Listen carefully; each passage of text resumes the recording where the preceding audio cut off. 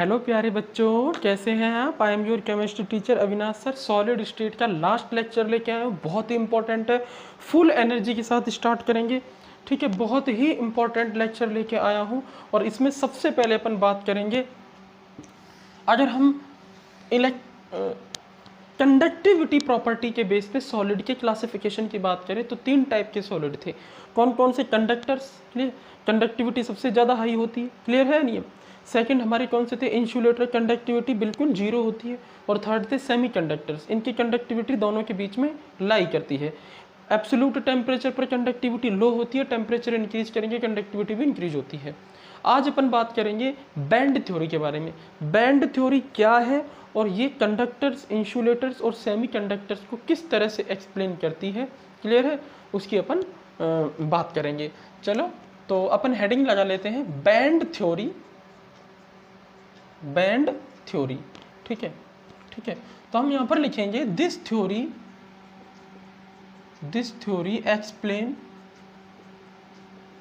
explain the nature of conductors. भी conductors की nature क्या है? इलेक्ट्रॉन का फ्लो करते हैं इजीली। तो वो क्यों करते हैं इलेक्ट्रॉन का फ्लो इजीली? उसका रीजन क्या है, उस चीज को बताएगी। कंडक्टर्स। सेकंड इंसुलेटर, इलेक्ट्रॉन का फ्लो नहीं करते। क्यों नहीं करते इलेक्ट्रॉन का फ्लो, क्या होता है ऐसा, उसकी बात बताएगी। और सेमी कंडक्टर्स, वो इलेक्ट्रॉन का फ्लो रूम टेम्परेचर पर तो इजीली करते हैं, लेकिन वो एब्सोल्यूट टेम्परेचर पर नहीं करते। तो उसका क्या रीजन है, क्लियर है। तो वो सब चीजें बताएगी। अच्छा, अब सीधी सी बात है, ये बैंड का यहाँ पर क्या मतलब है? बैंड, क्लियर है। तो देखो एक्चुअली में क्या होता है बैंड, इट इज, बैंड की अगर अपन बात करें तो it is the group of molecular orbitals. It is the group of molecular orbitals which overlap together due to closeness. मतलब यहाँ पर इसका ये है कि जो मॉलिक्यूलर ऑर्बिटल होते हैं सॉलिड्स के अंदर, वो बहुत ज़्यादा क्लोज होने की वजह से एक दूसरे से ओवरलैप कर जाते हैं, और ओवरलैप कर देने की वजह से क्या बनती है? बैंड बनती है, क्लियर है नहीं है। अच्छा, अगर अपन बात करें किसी भी सॉलिड के अंदर जो एटम्स होते हैं, ठीक है, ये सॉलिड हो गया हमारा, सॉलिड के ये एटम्स हो गए, ठीक है। ये एटम्स करते हैं कंबाइंड एक दूसरे से और क्या बनाते हैं? मॉलिक्यूल बनाते हैं कि नहीं बनाते, ठीक है। अब जो एटम्स हैं उनके एटॉमिक ऑर्बिटल भी होंगे, एटम्स के एटॉमिक ऑर्बिटल होंगे, वो भी कंबाइंड करेंगे और वो क्या बनाएंगे? Molecular orbital. मॉलिक्यूल में क्या बनाएंगे? वो मॉलिक्यूलर ऑर्बिटल। अरे हाइड्रोजन एटम है, उसका 1s एटॉमिक ऑर्बिटल है, दूसरा हाइड्रोजन एटम है, उसका भी 1s एटॉमिक ऑर्बिटल है, कंबाइंड करेंगे तो मॉलिक्यूलर ऑर्बिटल बन जाएगा, ठीक है। तो मॉलिक्यूलर ऑर्बिटल कैसे बनते हैं? जब एटॉमिक ऑर्बिटल कंबाइंड करते हैं, और ये मॉलिक्यूलर ऑर्बिटल बहुत सारे इकट्ठे हो जाते हैं, क्लियर है नहीं है, और इकट्ठे होने की वजह से ओवरलैप कर जाते हैं और इससे बनती है हमारी बैंड। तो band is nothing but it is the group of molecular orbitals which overlap together. बहुत सारे मॉलिक्यूलर ऑर्बिटल होते हैं सॉलिड्स के अंदर, क्योंकि बहुत सारे मॉलिक्यूल होते हैं, एक मोल के अंदर ही एवोगाड्रो नंबर ऑफ मॉलिक्यूल्स होते हैं, तो Avogadro number of molecular orbitals होंगे। इतने सारे मॉलिक्यूलर ऑर्बिटल्स मिलकर के क्या बना देंगे? एक बैंड बना देंगे। अब बात ये आती है कि ये बैंड कितने टाइप की होती है, तो बात ये आती है कि मॉलिक्यूलर ऑर्बिटल कितने टाइप के होते हैं। भाई इन्हीं से तो बन रही है ना बैंड।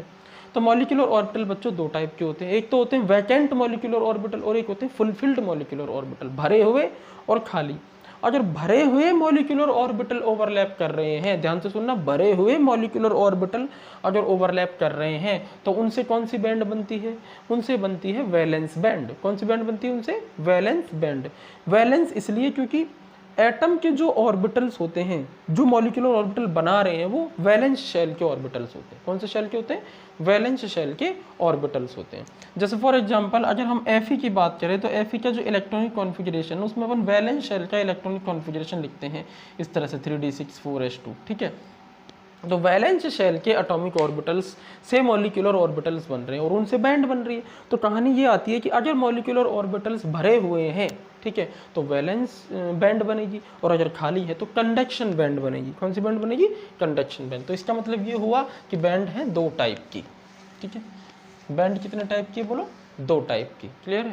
तो यहाँ पर मैं लिख देता हूँ बैंड, ठीक है, ये है दो टाइप की, ठीक है। कैसे बनी है ये पता लग गया, कैसे बनी है ये, ठीक है। ओवरलैपिंग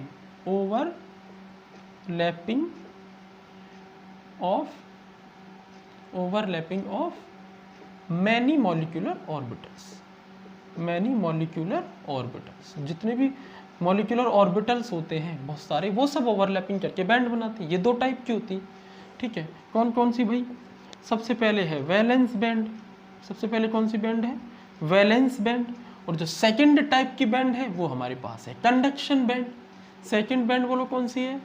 अरे बोलो कौन सी है? कंडक्शन बैंड, ठीक है। वैलेंस बैंड और कंडक्शन बैंड। वैलेंस बैंड कौन सी होती है? इसे बोलते हैं अपन फुलफिल्ड बैंड। फुलफिल्ड बैंड कौन सी बैंड है ये?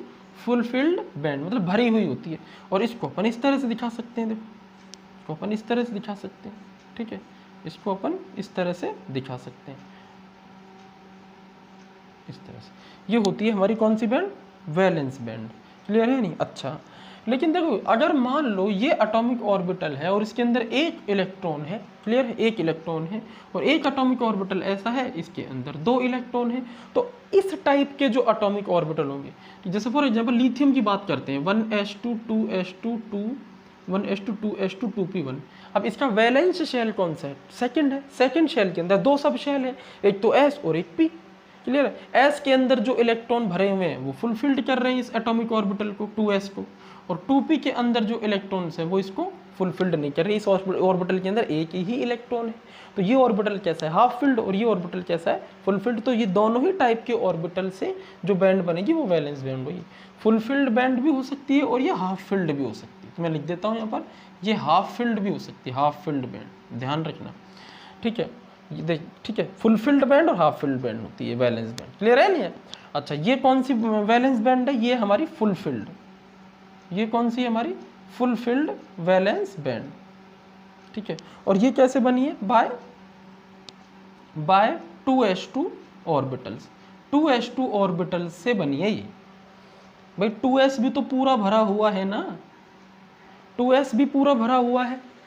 क्लियर है? इसलिए इस भरे हुए, कंप्लीटली भरे हुए ऑर्बिटल से बनने वाली बैंड है ये वाली वैलेंस बैंड। क्लियर? और सेकंड टाइप की कौन सी हो सकती है? ठीक है, इधर लिख देता हूँ मैं, देखो सेकंड टाइप की जो हमारी वैलेंस बैंड है वो हमारी इस तरीके की हो सकती है, यानी हाफ भरी हुई, ये ओवरलैपिंग जोन है, ठीक है, हाफ भरी हुई है। तो ये हमारी है हाफ फिल्ड। ये हमारी कौन सी है? Half filled valence band. तो कोई सी भी हो सकती है, जनरली हम फुलफिल्ड ही दिखाते हैं, ठीक है। और ये किससे बनी है? ये बनी है हमारी बाई 2s1 से, ठीक है। सॉरी, लिथियम की बात कर रहे हैं तो लिथियम के लिए 2p1 से, बाई 2p1। भाई 2p भी तो हाफ फिल्ड है, एक ऑर्बिटल के अंदर दो इलेक्ट्रॉन आ सकते हैं लेकिन एक ही आ रहा है, that means half filled orbital है। तो इस तरीके के ऑर्बिटल्स बहुत सारे मिलकर के मॉलिक्यूलर ऑर्बिटल्स बनाएंगे, उनसे और उनकी ओवरलैपिंग से जो बनेगी वो हाफ फिल्ड वैलेंस बैंड बनेगी। समझ में आ रहा है? और इस टाइप के ऑर्बिटल्स की ओवरलैपिंग से जो बनेगी वो फुल फिल्ड वैलेंस बैंड बनेगी। तो इस तरह से वैलेंस बैंड भरी हुई होती है, कुल मिला के बात है, आधी भरी हो चाहे पूरी भरी हो, भरी हुई होती है। क्लियर है? तो इस तरह से अपन यहाँ पर लिथियम का केस ले सकते हैं, 1s2 2s2 2p1, ठीक है। ये हमारा हो गया वैलेंस शेल, ठीक है। और ये हो गया हमारा इनर शेल। इनर शेल की तो बात ही नहीं करनी, वैलेंस शेल की बात करनी है। वैलेंस शेल से कौन सी बैंड बन गई हमारे पास बन गई हाफ फिल्ड वैलेंस बैंड और फुल फिल्ड वैलेंस बैंड, ठीक है। अब कहानी आती है 2p में दो डब्बे भी तो हैं भाई, 2p को हम इस तरह से बना रहे हैं, ठीक है। 2p के अंदर एक डब्बा है, यानी एक बॉक्स तो भरा हुआ है, यानी हाफ फिल्ड है, और बाकी के दो वैकेंट भी तो है। तो ये वैकेंट ऑर्बिटल्स जो होंगे ये भी तो ओवरलैप करेंगे, तो इनसे बनेगी कंडक्शन बैंड। कौन सी बनेगी बोलो? कंडक्शन बैंड, ठीक है। तो ये कैसे बनती है?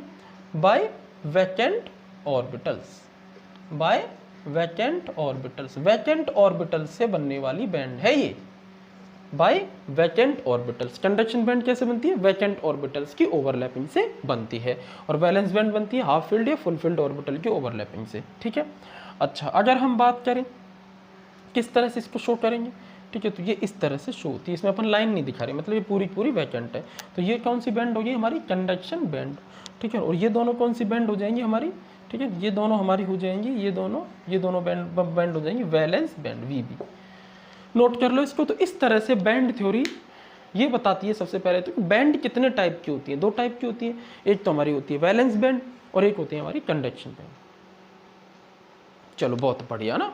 अब अपन आगे की बात कर लेते हैं, मिटा दो इसको मैं, चलो मैं मिटा देता हूँ ना। अब अपन आगे की बात कर लेते हैं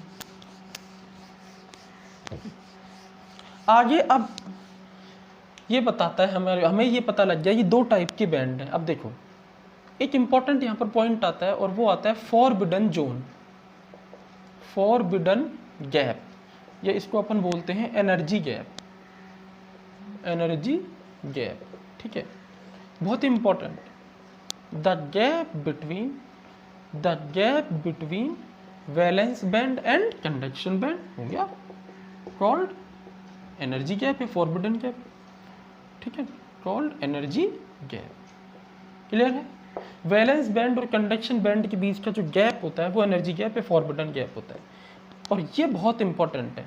तीनों टाइप के जो मटेरियल है, कंडक्टर, सेमीकंडक्टर और इंसुलेटर, इन तीनों टाइप के मटेरियल्स के बीच में डिफ्रेंशिएट करने के लिए हमें इस गैप की ही हेल्प लेनी है। इस गैप की जो डाटाज है हमारे पास, उनकी मदद से हमें ये पता चला है कि कौन सा इंसुलेटर होता है, कौन सा सेमीकंडक्टर और कौन सा कंडक्टर, ठीक है। तो इट डिसाइड, मैं लिख देता हूँ यहाँ पर, it decide the nature of material, ठीक है। लाइक कंडक्टर, ये तीन टाइप के मटेरियल है, कंडक्टर, इंसुलेटर, सेमीकंडक्टर। कौन सा मटेरियल है ये हमें इस गैप से ही पता चलता है। देखो मैं इस तरह से बता सकता हूँ इसको, ये मेरे पास हो गई, ठीक है, कंडक्शन बैंड, ठीक है, और ये मेरे पास हो गई कौन सी बैंड, इसमें फुल फील्ड दिखा देता हूँ, ये मेरे पास हो गई वैलेंस। ये हाफ फील्ड भी हो सकती है, फुल फील्ड भी, लेकिन अपन जनरली फुल फील्ड दिखाएंगे। वैलेंस बैंड इजीली एक्सप्लेन करने के लिए, वैलेंस बैंड, कंडक्शन बैंड, ठीक है। और ये हमारा हो गया एनर्जी का। तो अब एक बात बताओ, मैंने कंडक्शन बैंड को हाई एनर्जी पर क्यों दिखाया है, लेकिन वैलेंस बैंड को लो एनर्जी पर क्यों? उल्टा भी तो कर सकता हूँ भाई, पॉसिबिलिटी तो ये भी है ना कि वैलेंस बैंड की एनर्जी हाई हो और कंडक्शन बैंड की एनर्जी लो हो। तो ऐसा क्यों हो रहा है, दिमाग लगाओ। अरे ये बैंड जिन ऑर्बिटल से मिलकर बनी हुई है वो कैसे है, भरे, ये फुलफिल्ड है। और ऑफ-बाउ प्रिंसिपल हमें क्या बताता है, पहले इलेक्ट्रॉन उसी ऑर्बिटल में जाता है जिसकी एनर्जी लो होती है। तो जो ऑर्बिटल भर गए उनकी एनर्जी तो लो ही होगी ना, और जो ऑर्बिटल खाली है उनकी एनर्जी हाई होगी। इसलिए कंडक्शन बैंड हाई एनर्जी की होती है, हाई एनर्जी पर होती है, और वैलेंस बैंड लो एनर्जी पर होती है। ये क्लियर है। अब इन दोनों के बीच में देखो, इन दोनों के बीच में जो गैप है यहाँ पर, ये एनर्जी का गैप, एनर्जी का गैप ही तो है ये।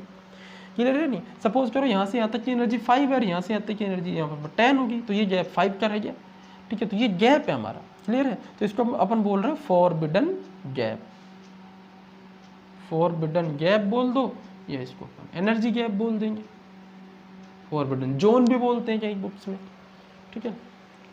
अब ये फॉरबिडन गैप या एनर्जी गैप जो होता है, ठीक है ना, वो कुछ मटेरियल्स में तो बहुत ज़्यादा होता है, ठीक है, कुछ मटेरियल्स में बहुत ही कम होता है, जीरो होता है, ओवरलैप कर जाते हैं दोनों के दोनों बैंड, कंडक्शन बैंड और वैलेंस बैंड। और कुछ ऐसे भी होते हैं जिनमें ना तो बहुत ज़्यादा होता है ना बहुत कम होता है, क्लियर है नहीं? तो वो वाली बात है। तो इस बेसिस पर हम अब मटेरियल देखेंगे कौन कौन से होते हैं। एक क्लियर बात मैं आपको बता दूं कि इलेक्ट्रॉन जो है वो कहाँ पर है, वैलेंस बैंड में। कंडक्शन बैंड में कोई इलेक्ट्रॉन नहीं होते, ठीक है। वैलेंस बैंड से जब इलेक्ट्रॉन कंडक्शन बैंड में जाएंगे, ध्यान से सुनना, जब इलेक्ट्रॉन वैलेंस बैंड से मूव करके कंडक्शन बैंड में चले जाएंगे, ठीक है, तब सब्सटेंस जो होगा वो इलेक्ट्रिसिटी फ्लो करेगा। हम ये कहते हैं कि जब हम किसी सब्सटेंस में इलेक्ट्रॉन का फ्लो करवा देते हैं तो मतलब वो कंडक्टर बन जाता है, क्लियर है नहीं? तो इलेक्ट्रॉन का फ्लो यहाँ पर किस तरह से होगा वो बैंड थ्योरी बता रही है। वो ये कह रही है कि भाई वैलेंस बैंड के इलेक्ट्रॉन्स अगर कंडक्शन बैंड में फ्लो हो रहे हैं तो इसका मतलब है कि इलेक्ट्रिसिटी फ्लो हो रही है, क्लियर है नहीं? ऐसा नहीं कि वैलेंस बैंड के इलेक्ट्रॉन बस इस वैलेंस बैंड में जंप कर रहे हैं ऊपर नीचे, ठीक है, तो इसे इलेक्ट्रिसिटी अपन नहीं बोलेंगे। अब एक बात बताओ, अगर मैं इंसुलेटर को लें तो इंसुलेटर के अंदर भी क्या है, इलेक्ट्रॉन्स तो है ही उसके अंदर भी। लकड़ी क्या है, वुड क्या है, इंसुलेटर है। प्लास्टिक क्या है, इंसुलेटर है, क्लियर है नहीं? तो इन इंसुलेटर्स के अंदर इलेक्ट्रॉन्स तो है ही ना, किसी भी सब्सटेंस के अंदर इलेक्ट्रॉन्स तो होते ही होते हैं, ठीक है। कहानी ये आती है कि वो इलेक्ट्रॉन्स वैलेंस बैंड से कंडक्शन बैंड में जा रहे हैं क्या? अगर जा रहे हैं तो कंडक्टर, नहीं जा रहे तो इंसुलेटर, क्लियर है? तो नहीं जा रहे होंगे, इंसुलेटर्स में, ठीक है, तो इसलिए वो इंसुलेटर है। मतलब तुम जब जन्म भी करोगे तो उनके इलेक्ट्रॉन सिर्फ वैलेंस बैंड में जंप करते हुए रह जाएंगे, ऊपर नहीं जा पाएंगे। क्लियर है? तो अब अपन देखते हैं कि वो किस तरह बताती है ये थ्योरी, इसको एक बार नोट कर लो। चलो, तो अब अपन इन दोनों बैंड्स के बेस पे देखते हैं। तो बहुत सिंपल है, देखो मैं यहाँ पर लिख देता हूँ मटेरियल या सॉलिड। भाई मटेरियल या सॉलिड एक ही बात है, सॉलिड लिख दो, सॉलिड मटेरियल लिख दो, सॉलिड लिख दो, ठीक है। ये तीन पार्ट में डिवाइड किया था इनको। सबसे पहला कंडक्टर, सेकंड बोलो इंसुलेटर, और थर्ड कौन सा हो जाएगा बोलो, सेमी कंडक्टर, ठीक है। चलो फर्स्ट ले लेते conductor. The energy gap between valence band and conduction band is zero. जो एनर्जी गैप होता है वैलेंस बैंड और कंडक्शन बैंड के बीच का, वो जीरो होता है। क्लियर है? नहीं, कितना होता है वो? जीरो होता है। This is very very important. यानी 0 जूल या 0 किलो जूल एनर्जी चाहिए होती है, ठीक है ना। मतलब आसानी से इलेक्ट्रॉन वैलेंस बैंड से कंडक्शन बैंड में चले जाते हैं, कभी भी नॉर्मल टेम्परेचर पे भी चले जाते हैं और एबनॉर्मल पे भी चले जाते हैं, ठीक है। तो that means conductor always we flow. So flow of electron easily, flow of electron easily होता है कंडक्टर से। एग्जाम्पल मैंने बता ही दिया आपको, ठीक है। और देखो इस तरह से कुछ दिखाई देती हैं, देखो ये बैंड्स इस तरह से। ये होगी हमारी कौन सी बैंड? Conduction band. और ये इस तरह से ओवरलैप कर जाती है, ये कंडक्शन बैंड ओवरलैप कर जाती है किस पर? वैलेंस बैंड, इस तरह से ओवरलैप। तो गैप जीरो है, देखो कोई गैप नहीं है, नो फॉरबिडन गैप। तो ईजिली इलेक्ट्रॉन यहाँ से ट्रांसफर होके यहाँ पर आ जाते हैं, ठीक है। जब भी अपन इलेक्ट्रिसिटी इनसे लेंगे ना, तो इलेक्ट्रिसिटी लेने के लिए सब्सटेंस को एक सर्किट में कनेक्ट करना पड़ेगा। तो जैसे ही करेंगे इलेक्ट्रॉन आसानी से यहाँ आ जाएगी, दैट मीन्स इलेक्ट्रिसिटी फ्लो हो रही है, इलेक्ट्रॉन का फ्लो हो रहा है वैलेंस बैंड से कंडक्शन बैंड की तरफ। इसका मतलब ये आसानी से इलेक्ट्रिसिटी को फ्लो करेंगे और ये कंडक्टर की तरफ बिहेव करेंगे। अच्छा, एक चीज़ जो यहाँ पर इंपॉर्टेंट है वो ये है कि इन दोनों के बीच का एनर्जी गैप जीरो और ये ओवरलैप कर रहे हैं। तो यहाँ पर मेंशन कर देते हैं बोथ बैंड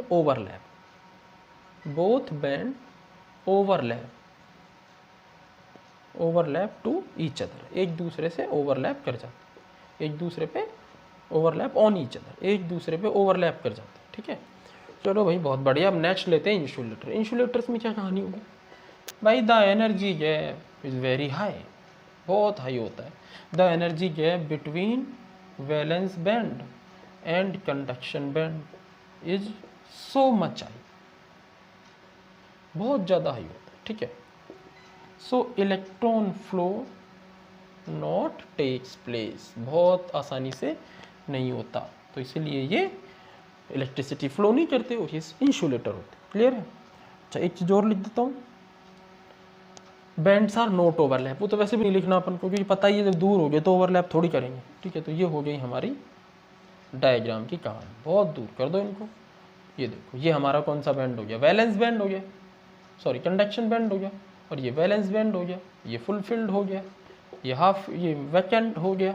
और यहाँ एनर्जी लिख दी, ये गैप बहुत ज़्यादा हो गया, ये फॉरबिडन गैप है, ठीक है, सो मच हाई। चलो अब बात करते हैं सेमीकंडक्टर्स की। तो सेमीकंडक्टर्स में क्या होता है? The energy gap is lies between conductor and insulator. लिख दो simple, the energy gap lie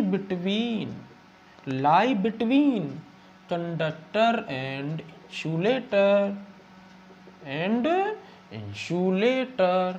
clear है? बहुत बहुत अच्छा, ठीक है। So electron flow takes place at high temperature easily. भाई कुछ तो गैप है, तो टेम्परेचर थोड़ा सा दोगे तो आसानी से चला जाए, दोगे ही नहीं, ठंडा कर दिया, एब्सोल्यूट टेम्परेचर पर ये इंसुलेटर बन जाएगा। At absolute temperature act as insulator. भाई एब्सोल्यूट टेम्परेचर की अगर बात करें, एब्सोल्यूट टेम्परेचर की अगर अपन बात करें तो एब्सोल्यूट टेम्परेचर पर तो भले ही गैप कम होगा, ठीक है ना, इंसुलेटर से कम होगा और कंडक्टर से थोड़ा ज़्यादा होगा, चलिए तो इंसुलेटर के कंपैरिजन में तो कम ही है, लेकिन एब्सोल्यूट टेम्परेचर पर तो वो कम भी बहुत बड़ी चीज़ है अपने आप में, इलेक्ट्रॉन नहीं पार कर सकता उसको, ठीक है। तो कहने का मतलब ये है कि इस गैप को जैसे अपन ने इतना दिखाया तो यहाँ पर अपन थोड़ा कम दिखाएंगे, देखो इस तरह से कम दिखाएंगे, ये फॉरबिडन गैप हो, ये तुम्हारा हो गया कंडक्शन बैंड और ये हो गया तुम्हारा वैलेंस बैंड। ये होता है भैया वैकेंट और ये होता है भैया फुलफिल्ड। क्लियर हो गई बात?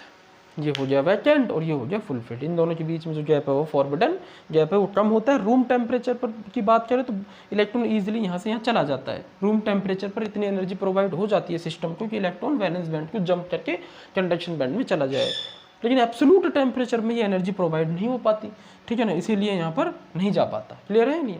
और इंसुलेटर की तरह बिहेव करता है, क्योंकि एब्सोल्यूट टेम्परेचर पर 0 केल्विन टेम्परेचर पर इलेक्ट्रॉन रेस्ट स्टेज में चला जाएगा और इतनी रेस्ट स्टेज में चला जाएगा कि वो यही मूव नहीं कर पाएगा, तो यहाँ तो तुम जाने की बात ही छोड़ दो। क्लियर है? इसको एक बार नोट कर लो, बहुत ही मैंने इजी तरीके से बताया तीनों में डिफरेंस बैंड थ्योरी के बेसिस पे।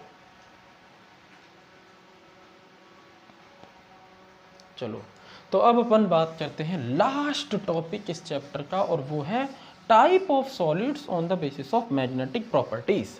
लगा लो heading, type of solids on the basis of magnetic properties. बहुत ही इजी है, बहुत ही सिंपल है। Type of solid, type of solids on the basis of magnetic properties, magnetic properties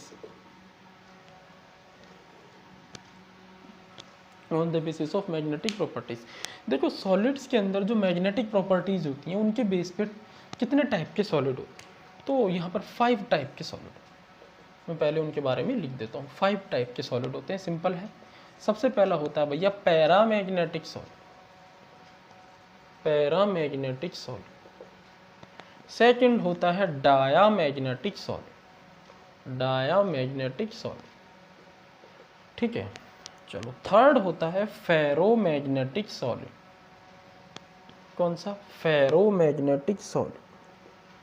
fourth हमारे पास होता है anti ferromagnetic solid, anti ferromagnetic solid. और last but not least, last वैसे नॉट लीस्ट नहीं बोलना चाहिए क्योंकि लास्ट ही है, फेरीमैग्नेटिक सॉलिड, फेरीमैग्नेटिक सॉलिड। ये हमारे 5 टाइप के सब्सटेंस होते हैं। क्या मतलब है इनका? फेरोमैग्नेटिक, मैग्नेटिक, मैग्नेटिक आया जा रहा है सब में, है ना, मैग्नेटिक मैग्नेटिक, मतलब कहीं ना कहीं मैग्नेटिक फील्ड से जुड़ी हुई चीज़ें हैं, ठीक है। चलो तो एक बात मुझे यहाँ पे बता दो यहाँ पर कि मैग्नेटिक फील्ड का क्या मतलब होता है, ये आपको पता है? मैग्नेटिक फील्ड, थोड़ा सा फिजिक्स की तरफ चलते हैं। देखो फिजिक्स में हमने ये पढ़ा है कि जो चार्ज होता है वो जब रेस्ट स्टेज में होता है तो उसके चारों तरफ कौन सा फील्ड जनरेटेड रहता है? Electrical field. बहुत अच्छे, कूलम्ब लॉ वगैरह पढ़े होंगे आपने। तो इलेक्ट्रिकल फील्ड जो होता है वो रेस्ट चार्ज के चारों तरफ होता है, लेकिन जब वही चार्ज मोशन में आ जाता है, चलने लगता है, ठीक है, तो उस वक्त क्या इलेक्ट्रिकल फील्ड के साथ साथ मैग्नेटिक फील्ड भी प्रोड्यूस होने लगता है उस चार्ज के चारों तरफ, चाहे वो इलेक्ट्रॉन हो चाहे वो प्रोटॉन हो, किसी की भी कहानी चल रही है, ठीक है। मैग्नेटिक फील्ड भी आता है। अब हम बात करते हैं इलेक्ट्रॉन की। हमें ये पता है, केमिस्ट्री की बात करते हैं, इलेक्ट्रॉन जो है वो ऑर्बिटल में होता है। एक ऑर्बिटल के अंदर मैक्सिमम 2 इलेक्ट्रॉन रख सकते हैं, क्वांटम कंडीशन है। 2 इलेक्ट्रॉन अपन रख सकते हैं एक ऑर्बिटल के अंदर, क्लियर है। इलेक्ट्रॉन पर चार्ज होता है नेगेटिव चार्ज। ये इलेक्ट्रॉन जब एटम के अंदर घूमता है तो घूमने की वजह से इलेक्ट्रिकल फील्ड तो हो गई इसके चारों तरफ, मोशन भी कर रहा है, तो मैग्नेटिक फील्ड भी प्रोड्यूस होने लगता है। अब इस इलेक्ट्रॉन के मैग्नेटिक फील्ड की वजह से पूरे के पूरे एटम पर उस मैग्नेटिक फील्ड का इफेक्ट पड़ भी सकता है और नहीं भी। ध्यान से समझना, जब एक इलेक्ट्रॉन मोशन में है तो उसकी वजह से मैग्नेटिक फील्ड जनरेट हो रहा है। ये जो मैग्नेटिक फील्ड होता है, ये मैग्नेटिक फील्ड उस पूरे के पूरे एटम को अफेक्ट कर भी सकता है और नहीं भी, ठीक है, जिस एटम में ये इलेक्ट्रॉन है। क्लियर सी बात है, ठीक है भाई। अगर मान लो एक कमरे के अंदर कोई व्यक्ति बैठा हुआ है और कुछ बोल रहा है, तो उसकी जो आवाज़ है वो पूरे के पूरे घर में जा भी सकती है और नहीं भी। इस बात पर डिपेंड करेगा कि वो कितने धीमे कितने तेज बोल रहा है, उसके साथ कोई दूसरा भी बोल रहा है कि नहीं बोल रहा, ये सब चीज़ें हैं। तो यहाँ पर भी वही वाली कहानी है कि एक ऑर्बिटल के अंदर भैया 2 इलेक्ट्रॉन रह सकते हैं। अगर किसी ऑर्बिटल के अंदर एक ही इलेक्ट्रॉन है, ध्यान से सुनना, अगर किसी ऑर्बिटल के अंदर एक ही इलेक्ट्रॉन है, यानी अनपेयर्ड इलेक्ट्रॉन, एक इलेक्ट्रॉन अगर होता है तो उस स्टेज को अपन क्या बोलते हैं, अनपेयर्ड इलेक्ट्रॉन। और अगर 2 इलेक्ट्रॉन हो गए, वहां हटा दो, पेयर्ड इलेक्ट्रॉन, ठीक है। तो अगर किसी मैटर के अंदर सारे के सारे इलेक्ट्रॉन पेयर्ड हो जाते हैं, मतलब एक भी अनपेयर्ड इलेक्ट्रॉन नहीं रहता है, तो वहां पर मैग्नेटिक फील्ड हो जाएगा 0, यानी कोई मैग्नेटिक फील्ड की बात वहां पर नहीं करनी। रीजन, क्योंकि देखो एक ऑर्बिटल के अंदर जो इलेक्ट्रॉन अपवर्ड डायरेक्शन में होता है उसको मान लेते हैं अपन क्लॉकवाइज डायरेक्शन में मूव कर रहा है, ठीक है। क्लॉकवाइज डायरेक्शन में इस तरह से वो मूवमेंट कर रहा है, तो उसकी वजह से जो मैग्नेटिक फील्ड प्रोड्यूस होगी वो दूसरे इलेक्ट्रॉन जो कि एंटी क्लॉकवाइज डायरेक्शन में मूवमेंट कर रहा है उसकी मैग्नेटिक फील्ड के एम्पलीट्यूड में तो इक्वल होगी, लेकिन डायरेक्शन में अपोजिट होगी। इसीलिए दोनों का मैग्नेटिक फील्ड एक दूसरे को क्रॉस ओवर कर देगा, इसलिए टोटल मैग्नेटिक फील्ड बनेगा ही नहीं। एक का मैग्नेटिक फील्ड बन रहा है क्लॉकवाइज डायरेक्शन में, दूसरे का बन रहा है एंटी क्लॉकवाइज डायरेक्शन में, तो दोनों का बन ही नहीं रहा। मतलब ऐसे सब्सटेंस जिनके अंदर सारे के सारे इलेक्ट्रॉन्स पेयर हो गए, ठीक है, वहाँ मैग्नेटिक फील्ड की बात करनी ही नहीं है, मैग्नेटिक फील्ड 0 हो जाएगा। और अगर अनपेयर्ड इलेक्ट्रॉन बचे हुए हैं, तो अनपेयर्ड इलेक्ट्रॉन बचे हुए हैं तो इसका मतलब हो गया कि वहाँ पर मैग्नेटिक फील्ड प्रोड्यूस हो रहा है। क्लियर है नहीं? मैग्नेटिक फील्ड प्रोड्यूस हो रहा है, क्यों हो रहा है? क्योंकि हमको पता है कि जो इलेक्ट्रॉन होता है उस पर है चार्ज, और हम फिजिक्स में पढ़ते हैं जब भी चार्ज मोशन में होता है, मतलब जब चार्ज चलने लगता है, तो मोशन में होने की वजह से इलेक्ट्रिकल फील्ड के साथ साथ मैग्नेटिक फील्ड भी प्रोड्यूस होने लगता है। क्लियर सी बात है? तो मैग्नेटिक फील्ड प्रोड्यूस हो रहा है, तो उस मैग्नेटिक फील्ड का इफेक्ट एटम पर आ रहा है या नहीं आ रहा, बस ये देखना है। सारे इलेक्ट्रॉन पेयर्ड है तो एटम पर उस मैग्नेटिक फील्ड का इफेक्ट नहीं आएगा, क्योंकि कैंसिल होता चला जाएगा ना एक दूसरे का। लेकिन अगर अनपेयर्ड इलेक्ट्रॉन है तो मैग्नेटिक फील्ड ऐड हो जाएगा। सपोज करो अगर मान लो किसी सिस्टम के अंदर इस तरह से कुछ अरेंजमेंट है 5 ऑर्बिटल्स की, ये इलेक्ट्रॉन ये इलेक्ट्रॉन ये इलेक्ट्रॉन, ये 3 इलेक्ट्रॉन अनपेयर्ड है, तो इस इलेक्ट्रॉन का मैग्नेटिक फील्ड क्लॉकवाइज डायरेक्शन में, इस इलेक्ट्रॉन का मैग्नेटिक फील्ड क्लॉकवाइज डायरेक्शन में, इसका भी क्लॉकवाइज, तीनों का क्लॉकवाइज डायरेक्शन में है तो तीनों का ऐड हो जाएगा ना, तो टोटल मैग्नेटिक फील्ड बहुत ज़्यादा हाई होगा।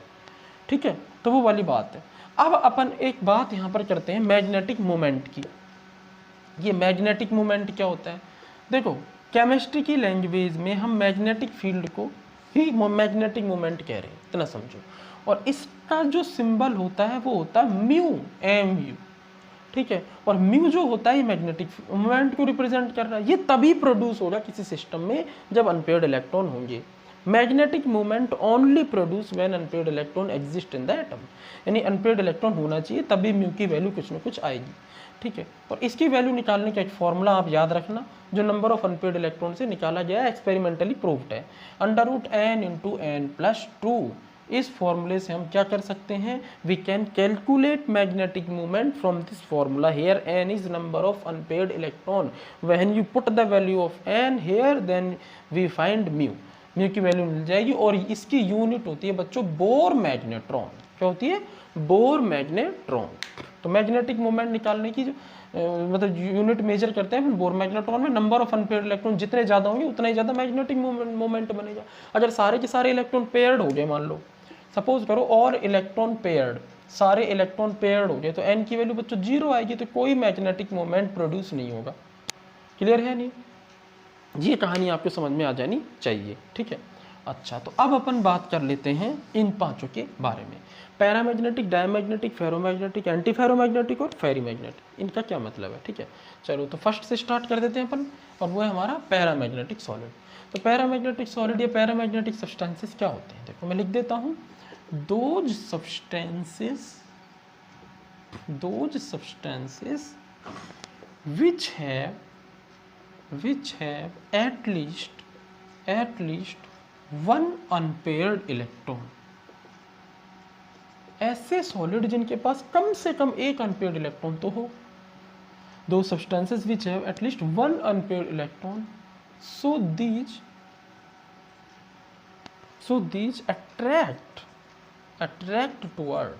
so these attract towards magnetic field, ये मैग्नेटिक फील्ड की तरफ अट्रैक्ट होंगे। अरे सपोज करो अगर किसी ऐसे सॉलिड की बात चल रही है जिसके अंदर एक अनपेयर्ड इलेक्ट्रॉन है कम से कम, तो एक अनपेयर्ड इलेक्ट्रॉन है तो क्या होगा, उसकी वजह से उस एटम के अंदर मैग्नेटिक फील्ड बनेगा, मैग्नेटिक मूवमेंट बनेगा कुछ ना कुछ। एन की वैल्यू 1 रखेंगे, इस फॉर्मूले में बताया था मैंने, और मैग्नेटिक मूवमेंट बनेगा तो मैग्नेटिक फील्ड में रखने से वो उस मैग्नेटिक फील्ड में अट्रैक्ट भी होगा। और ऐसे सब्सटेंस को अपन बोले रहेंगे पैरामैग्नेटिक सॉलिड या paramagnetic substance, attract towards magnetic field called paramagnetic substance. क्या बोलेंगे इसको, पैरामैग्नेटिक सब्सटेंस, उसको अपन पैरामैग्नेटिक सब्सटेंस बोलेंगे। क्लियर है। अनपेयर्ड इलेक्ट्रॉन एटलीस्ट वन होना, एक से ज़्यादा भी चल जाएंगे लेकिन कम से कम एक तो होना ही चाहिए। एक से ज़्यादा है तो बहुत ही खुशी की बात है, एक होना चाहिए। अच्छा, एक इंपॉर्टेंट बात यहाँ पर और है, वो ये है कि जब हम मैग्नेटिक फील्ड की तरफ मैग्नेटिक फील्ड अप्लाई करेंगे तो अट्रैक्ट होगा, लेकिन मैग्नेटिक फील्ड को जब हटा देंगे तो उसका खुद का जो मैग्नेटिक मोमेंट है वो खत्म हो जाएगा। व्हेन वी रिमूव, ध्यान से सुनना, when we remove magnetic field, जब हम मैग्नेटिक फील्ड को हटा देंगे, when we remove magnetic field then the magnetic property disappear, the magnetic property of this substance disappear, गायब हो जाएगी। मतलब जब तक मैग्नेटिक फील्ड है ना तब तक ही वो सब्सटेंस मतलब मैग्नेटिक लाइंस प्रोड्यूस करेगा, तब तक ही उस सब्सटेंस में मैग्नेटिक प्रॉपर्टी दिखाई देगी अपन को और वो मैग्नेटिक फील्ड की तरफ अटैक होता रहेगा। लेकिन जैसे ही हम मैग्नेटिक फील्ड रिमूव करेंगे तो क्या होगा, उसका मैग्नेटिज्म भी खत्म हो जाएगा, मतलब उसका पैरामैग्नेटिज्म खत्म हो जाएगा, पैरामैग्नेटिक प्रॉपर्टी खत्म हो जाएगी। ये चीज़ आपको ध्यान रखनी है, ठीक है। तो ऐसे सब्सटेंस को अपन परमानेंट मैग्नेट के फॉर्म में यूज नहीं कर सकते या उससे परमानेंट मैग्नेट नहीं बना सकते, ठीक है। फेरोमैग्नेटिक सॉलिड से बना सकते हैं, जो 3rd नंबर पर पढ़ना है, ठीक है। चलो अब अपन अगर बात करें डायग्राम से समझ लेते हैं। ये देखो, ये हमारे पास है भैया एन और एस पोल, ऐसे यहाँ भी एन और एस पोल, ये दो मैग्नेट है हमारे पास, ठीक है। हमने क्या किया, यहाँ पर कोई पैरामैग्नेटिक सॉलिड रख दिया, तो क्या होगा, जो एन और एस जो मैग्नेटिक लाइंस जाएंगी वो इसके अंदर से होके जाएंगी, बस इस तरह से। मतलब ये है कि मैग्नेटिक फील्ड की तरफ अट्रैक्ट हो रहा है, तभी तो मैग्नेटिक लाइन इसके अंदर से होके जा रही है, इतना समझना है आपको, ठीक है। एग्जाम्पल्स और देख लो इसके, बहुत इंपॉर्टेंट है। देखो इसका एग्जाम्पल है आयन, कुछ आयन्स होते हैं, जैसे आयन सपोज करो टाइटेनियम +2 आयन हो गया, कॉपर +2 आयन हो गया। टाइटेनियम +2 आयन के अंदर 1 अनपेयर्ड इलेक्ट्रॉन होता है, कॉपर +2 आयन के अंदर भी 1 अनपेयर्ड इलेक्ट्रॉन होता है, एटलीस्ट 1 अनपेयर्ड इलेक्ट्रॉन होता है, एक से ज़्यादा भी चल जाएंगे।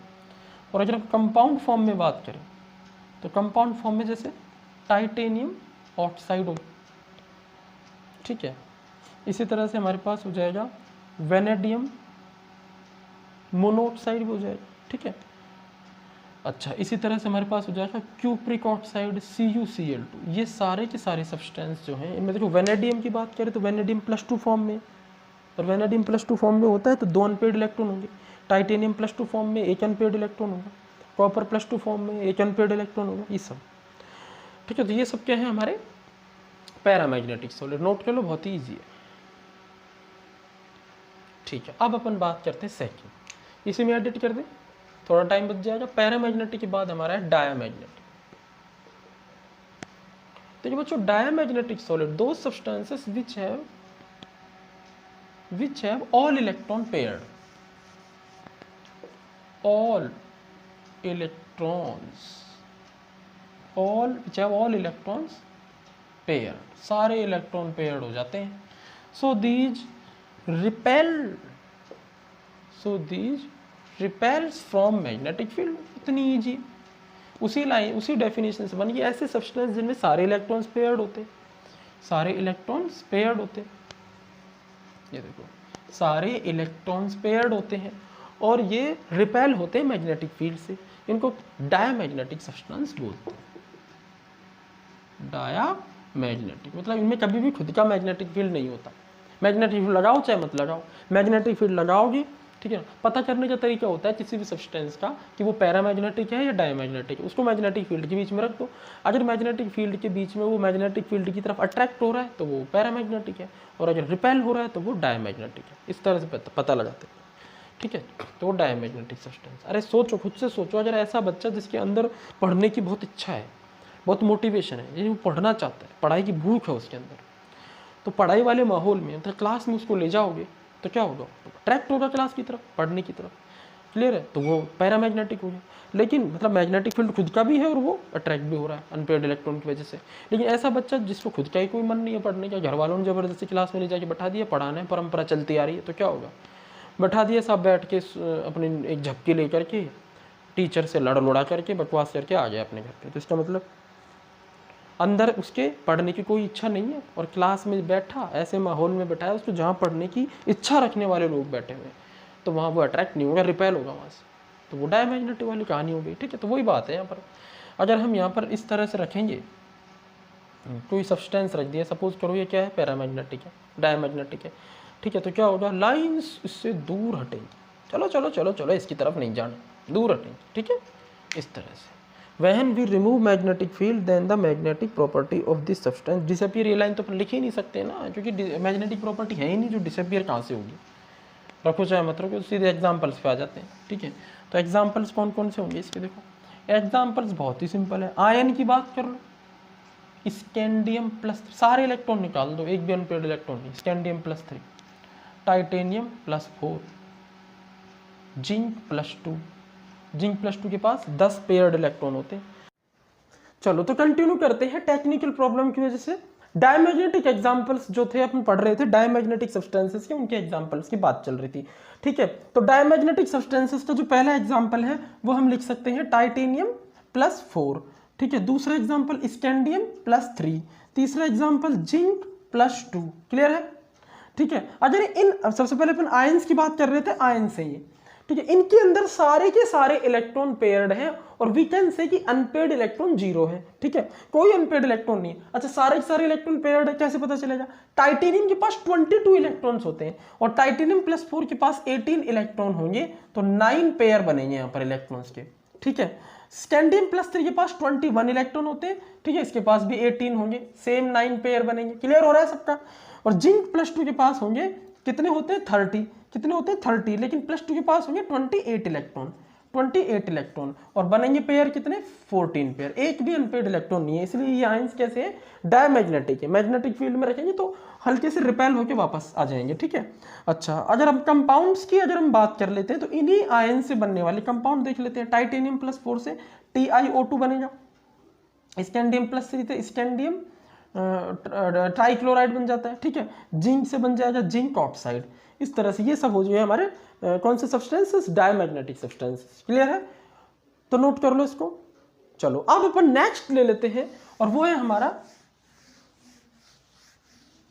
Ferromagnetic substances. देखो, फेरोमैग्नेटिक, एंटी फेरोमैग्नेटिक और फेरीमैग्नेटिक, इन तीनों सब्सटेंसेस को समझने के लिए, ध्यान से सुनना, इन तीनों सब्सटेंसेस को समझने के लिए सबसे पहले अपन डोमेन अरेंजमेंट देखते हैं। व्हाट इज डोमेन, ठीक है। डोमेन क्या होता है, देखो डोमेन का कॉन्सेप्ट समझना बहुत जरूरी है। देखो, डोमेन जो होता है वो एक्चुअली में डायपोल का ग्रुप होता है, ठीक है। Dipoles, group of dipoles, group of dipoles in metal. Metal के अंदर जो डायपोल्स बनते हैं उनका ग्रुप होता है ये, ठीक है। कैसे, देखो ये मेटल है, मेटल ऑक्सीडाइज होकर के क्या बनाता है, मेटल ऑक्सीडाइज होकर के क्या बनाता है, मेटल कैटायन +n इलेक्ट्रॉन। जैसे सपोज करो Fe ऑक्सीडाइज होकर क्या बनाता है, Fe2 +2 इलेक्ट्रॉन, जितना n उतने ही इलेक्ट्रॉन। Fe अगर मान लो 3 इलेक्ट्रॉन डोनेट कर देता है तो ये बनाता है, क्लियर हुई बात, ठीक है। अब क्या ये जो कैटायन है उसको अपन इस तरह लिख सकते हैं, कैटायन और इलेक्ट्रॉन को, कैटायन को प्लस और इलेक्ट्रॉन को माइनस, ठीक है। ऐसे बहुत सारे लिख देंगे, एक मोल के अंदर ये एवोगाड्रो नंबर ऑफ बनेंगे, प्लस माइनस, इस सबको मिला करके हम क्या बोलेंगे कि ये एक डोमेन बन गया। क्या बन गया, बोलो, एक ये एक क्या बन गया, डोमेन बन गया, ठीक है। इस डोमेन को अपन इस तरह से भी अरेंज कर सकते हैं। देखो, ऐसे भी हम लिख सकते हैं, ऐसे भी लिख सकते हैं, ठीक है, ऐसे भी लिख सकते हैं। ये पहला डोमेन, ये दूसरा डोमेन, ठीक है। ये दोनों डोमेन क्या है, एक दूसरे के एंटी पैरेलल। अगर इसके इलेक्ट्रॉन अप कर देंगे तो ये डोमेन पैरेलल हो जाएंगे, ठीक है भाई। डाइपोल के फॉर्म में तो डोमेन को ऐसे दिखाएंगे और इलेक्ट्रॉन के फॉर्म में डोमेन को हम ऐसे दिखाएंगे, क्लियर है। तो ये होते हैं group of dipoles in metal, इसको अपन बोलते हैं डोमेन, क्लियर हो गया। इस डोमेन के कॉन्सेप्ट के बेस पे ही 3 टाइप के आगे सब्सटेंस होते हैं, ठीक है। चलो अब हम लिखते हैं, जब हम सब्सटेंसेस को, जिन सब्सटेंसेस में डोमेन होते हैं वो 3 टाइप के हैं, फेरोमैग्नेटिक, एंटी फेरोमैग्नेटिक और फेरीमैग्नेटिक, यानी आगे वाले 3। अब हम इन सब्सटेंसेस को जब मैग्नेटिक फील्ड में रखेंगे तो मैग्नेटिक फील्ड में ये किस तरीके का बिहेव करते हैं, इनके डोमेन्स, उस बेसिस पे ये 3 टाइप के बने हैं। फेरोमैग्नेटिक सब्सटेंस में क्या होता है, देखो डोमेन प्रेजेंट है, मैं लिख देता हूं डोमेन प्रेजेंट है, क्लियर है। डोमेन क्या है यहाँ पे, प्रेजेंट है। फेरोमैग्नेटिक सब्सटेंस में क्या होता है, मैं बता देता हूं कि दो सब्सटेंसेस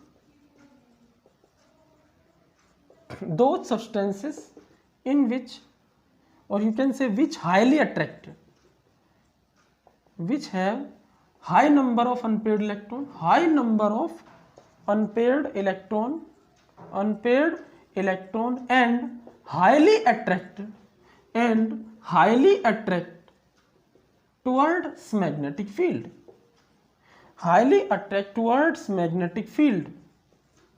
called ferromagnetic substance, और you can say ferromagnetic solid. ऐसे सब्सटेंस जिनमें अनपेयर्ड इलेक्ट्रॉन बहुत ज्यादा होते हैं, भी पैरामैग्नेटिक सब्सटेंस भी के अंदर भी अनपेयर्ड इलेक्ट्रॉन होते हैं, कम से कम 1 होता है, 2 3 कम होते हैं वहां पर, अनपेयर्ड हो रहे चाहिए लेकिन कम, लेकिन यहाँ अनपेयर्ड इलेक्ट्रॉन बहुत ज्यादा होते हैं, ठीक है। और इसीलिए हाईली अट्रैक्ट होते हैं मैग्नेटिक, क्योंकि जितने अनपेयर्ड इलेक्ट्रॉन होंगे उतने ज्यादा मैग्नेटिक मोमेंट प्रोड्यूस होगा, और जितना ज्यादा मैग्नेटिक मोमेंट प्रोड्यूस होगा उतना ही ज्यादा वो मैग्नेटिक फील्ड की तरफ अट्रैक्ट होगा।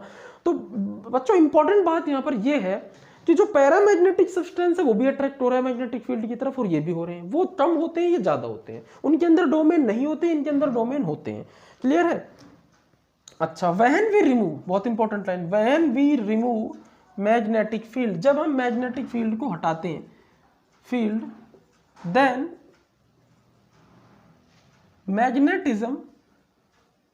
मैग्नेटिज्म स्टिल रिमेन और still maintain in substance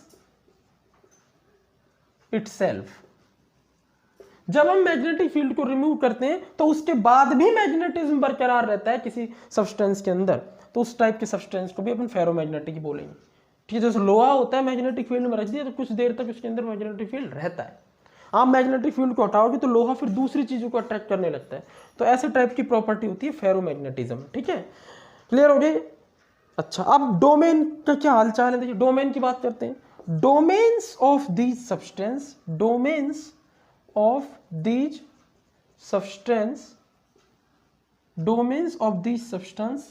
are parallel in direction. मतलब पैरेलल होते हैं, मतलब एक ही डायरेक्शन में होते हैं सारे डोमेन्स। जैसे ये डोमेन हो गया, इसके अंदर कितने इलेक्ट्रॉन्स हैं, 4। ऐसे देखिए दूसरा डोमेन हो गया, इसके अंदर कितने अनपेयर्ड इलेक्ट्रॉन, 4। ऐसे तीसरा डोमेन हो गया, तीनों डोमेन की डायरेक्शन एक ही है। देखो भाई, इनके अंदर जितने 4 अनपेयर्ड इलेक्ट्रॉन दिखा रखे हैं मैंने, तो इन 4 इलेक्ट्रॉन्स की डायरेक्शन क्या है, अप, इनके भी अप, तो इनके भी अप, तो ये तीनों डोमेन पैरेलल होंगे। अगर मान लो एक डोमेन ऐसा होता है जिसके इलेक्ट्रॉन नीचे चले जाते हैं तो फिर वो एंटी पैरेलल वाली कंडीशन हो जाती है। ये पैरेलल है तो पैरेलल होते हैं, क्लियर है। Domains of the substance are parallel in direction. Example आपको 3 याद रखने हैं जो कंटिन्यू आते हैं, Fe के बाद कौन सा आता है बोलो, कोबाल्ट, और इसके बाद निकल आता है। ये तीनों फेरोमैग्नेटिक सब्सटेंस होते हैं। इनका एक यूज और है, these substance useful to form permanent magnet. इनसे परमानेंट मैग्नेट बनाए जाते, टू फॉर्म परमानेंट मैग्नेट। क्यों, समझ गए होंगे भाई, मैग्नेटिक फील्ड हटा देने के बाद भी मैग्नेटिक फील्ड बना हुआ है इनके अंदर,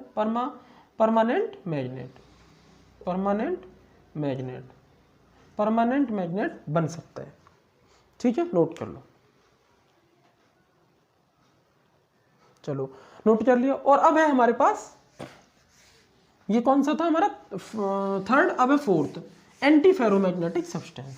कौन से हमारे पास, एंटी फेरोमैग्नेटिक सब्सटेंस, 4 वाले, anti ferromagnetic anti ferromagnetic substance. Okay, तो इनमें क्या होता है, डोमेन्स इनमें भी है। दोज सब्सटेंस और you can say solid which highly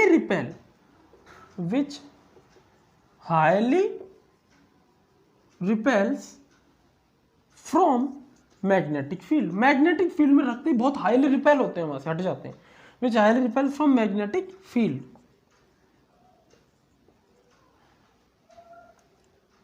due to, क्यों ऐसा क्यों हो रहा है, due to anti parallel symmetrical domain arrangement. Anti parallel symmetrical domain arrangement. जो डोमेन अरेंजमेंट होती है वो एंटी पैरेलल होती है और सिमेट्रिकल होती है। ठीक है, called anti ferromagnetic substance, called anti ferromagnetic substance, anti ferromagnetic substance, anti ferromagnetic substance. Clear है? देखो पैरामैग्नेटिक सब्सटेंस रिपेल होते हैं, बट ये हाईली रिपेल होते हैं। पैरामैग्नेटिक सब्सटेंस में अनपेयर्ड इलेक्ट्रॉन होते ही नहीं है। इनके अंदर अनपेयर्ड इलेक्ट्रॉन होते तो हैं, लेकिन वो अनपेयर्ड इलेक्ट्रॉन इस तरह से डोमेन्स में अरेंज होते हैं कि वो डोमेन्स एंटी पैरेलल हो जाते हैं। ठीक है, एग्जाम्पल की अगर अपन बात करें, ठीक है, तो एग्जाम्पल इसके होंगे, मैग्नीज के 3 कंपाउंड याद रखो, MnO, MnO2 और MnO4 माइनस। ठीक है, ये 3 कंपाउंड याद रखने। इसके बाद अपन बात करें Fe की, तो FeO और Fe2O3, ये 2 Fe के एग्जाम्पल है। तो ये सारे के सारे हैं एंटी फेरोमैग्नेटिक। देखो समझो इसको, अगर हम MnO की बात करें तो MnO में Mn+2 है, और Mn+2 का कॉन्फ़िगरेशन होता है बच्चों 3d5,4s0 होता है कि नहीं, 3d5,4s0 होता है। अब 3d5 का मतलब क्या हो गया, देखिए एक डोमेन बन गया Mn का इस तरीके का 5 अनपेयर्ड इलेक्ट्रॉन से, तो दूसरा जो डोमेन बनेगा वो एंटी बनेगा इसका 5 टाइप। तो ये दोनों डोमेन कैसे एंटी पैरेलल है। अब मैंने कहा एंटी पैरेलल, देखो एंटी पैरेलल का मतलब समझ में आ गया कि सर एक डोमेन के इलेक्ट्रॉन अप है तो दूसरे के डाउन है, तो ये तो कहानी होगी एंटी पैरेलल की। इस सिमेट्रिकल का मतलब होता है कि 5 यहाँ है, 5 यहाँ है तो 5 यहाँ है, और एंटी 5 यहाँ है तो 5 है, ऐसे नहीं यहाँ 5 है तो यहाँ 6 हो गए। तो फिर अगर ऐसा होता तो यह सिमेट्रिकल हो जाता। वो फेरी मैग्नेटिक में होता है। फेरी मैग्नेटिक सब्सटेंस में क्या होता है, डोमेन्स एंटी पैरेलल होते हैं। ठीक है ना, और एंटी पैरेलल कैसे होते हैं, एसिमेट्रिकल टाइप के। एसिमेट्रिकल मतलब एक डोमेन में 5 अनपेयर्ड इलेक्ट्रॉन है तो दूसरे में 6 होंगे या 4 होंगे, अलग अलग होंगे, तो वो एसिमेट्रिकल हो जाएगा। ठीक है, तो इसमें लेकिन सिमेट्रिकल डोमेन्स अरेंजमेंट होती है, और इन्हें एंटी फेरोमैग्नेटिक सब्सटेंस बोला जाता है। एग्जांपल्स आपके सामने क्लियर है। अब कहानी ये आती है कि रिपेल क्यों होते हैं, क्योंकि इनके डोमेन्स के इलेक्ट्रॉन्स मैग्नेटिक मोमेंट को कैंसिल आउट कर रहे हैं। अरे देखो फर्स्ट डोमेन देखो, इसके अंदर 5 इलेक्ट्रॉन्स अपवर्ड डायरेक्शन में है, और सेकंड डोमेन के अंदर 5 इलेक्ट्रॉन डाउनवर्ड डायरेक्शन में। तो ये 5 इलेक्ट्रॉन और ये 5 इलेक्ट्रॉन एक दूसरे के मैग्नेटिक फील्ड को या मैग्नेटिक मोमेंट को क्या कर देंगे, कैंसिल आउट कर देंगे, इसलिए टोटल मैग्नेटिक मोमेंट बनेगा ही नहीं इनका। ठीक है, मतलब अनपेयर्ड इलेक्ट्रॉन तो है, बट क्यों नहीं बन रहा उसका रीजन मैंने आपको बता दिया। जबकि पैरामैग्नेटिक में अनपेयर्ड इलेक्ट्रॉन होते ही नहीं है ओरिजिनल स्टेट में। ठीक है, तो वहां डोमेन बनते ही नहीं है, होते ही नहीं अनपेयर्ड इलेक्ट्रॉन। वहां तो अपन इस तरह दिखाते हैं, ये डब्बे इनके अंदर सारे भरे हुए हैं भाई, इस तरह से, इस तरह भरे, या डोमेन के फॉर्म में दिखाते हैं, या डोमेन के फॉर्म में कैंसिल आउट होते हैं। इसको समझने की जरूरत है। ठीक है, तो ये हो गया हमारे एग्जांपल्स एंटी फेरोमैग्नेटिक सब्सटेंसेस के, और ये होगी हमारी डेफिनेशन। इसको नोट कर लो।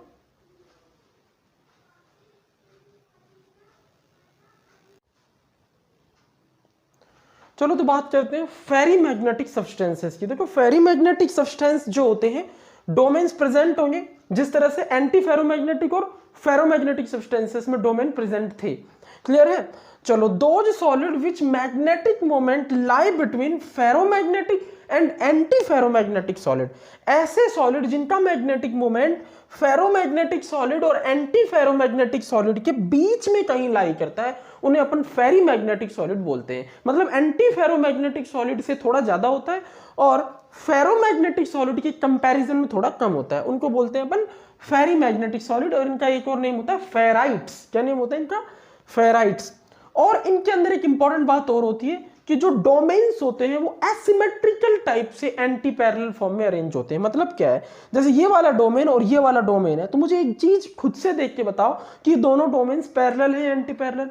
तो क्लियर हो रहा है, एंटी पैरेलल है। बट एंटी पैरेलल भी एसिमेट्रिकल है। मतलब कि ये जो 4 इलेक्ट्रॉन्स हैं यहाँ पर इस डोमेन में है, लेकिन यहाँ 4 नहीं 5 है, मतलब एक डोमेन में जो इलेक्ट्रॉन है और जो दूसरे डोमेन में इलेक्ट्रॉन है वो अलग अलग नंबर में है, 4 5 4 5 5 5 4 4 4 5 इस तरह से, और एक और दूसरा एक दूसरे से एंटी पैरेलल में। तो होगा क्या, देखो एक्चुअली में ये 4 इलेक्ट्रॉन्स इन 4 इलेक्ट्रॉन्स को कैंसिल आउट कर देंगे, इन 4 इलेक्ट्रॉन्स का मैग्नेटिक मोमेंट इन 4 इलेक्ट्रॉन्स के मैग्नेटिक मोमेंट को कैंसिल आउट कर देगा, लेकिन जो एक इलेक्ट्रॉन इस डोमेन में नीचे की तरफ बचेगा, वन पेड रहेगा, उसका कुछ ना कुछ मैग्नेटिक मोमेंट रहेगा, जिसकी वजह से कुछ ना कुछ मैग्नेटिक फील्ड प्रोड्यूस होगा और फेरोमैग्नेटिक सॉलिड बन जाएंगे। क्लियर है? एग्जांपल है Fe3O4, मैग्नेटाइट और है, लोहे का अयस्क यानी और होता है ये Fe का, 2 ऑक्सीडेशन नंबर में एग्जिस्ट करता है Fe। यहाँ पर Fe की 2 ऑक्सीडेशन स्टेट होती हैं, Fe+2 और Fe+3। क्लियर है? Fe+2 और Fe+3 की बात करें तो Fe+2 का कॉन्फ़िगरेशन होता है, electronic configuration 3d6 4s0, unpaired electron है 4, Fe+3 3d5, अनपेड इलेक्ट्रॉन है 5। तो इस तरह से 4 इलेक्ट्रॉन्स का डोमेन अनपेड इलेक्ट्रॉन्स का Fe+2 तैयार कर देगा और Fe+3 से 5 इलेक्ट्रॉन्स का डोमेन तैयार हो गया। तो ये दोनों कंबाइंड होंगे तो ओवरऑल कुछ न कुछ मैग्नेटिक मोमेंट बचेगा। बट सारे के सारे डोमेन पैरेलल होते तो फिर अरेंज हो जाते, सारा का सारा मैग्नेटिक मोमेंट ऐड हो जाता जैसे कि फेरोमैग्नेटिक में होता है, लेकिन ऐसा यहाँ पे नहीं होता। क्लियर है? चलो इसको नोट कर लो।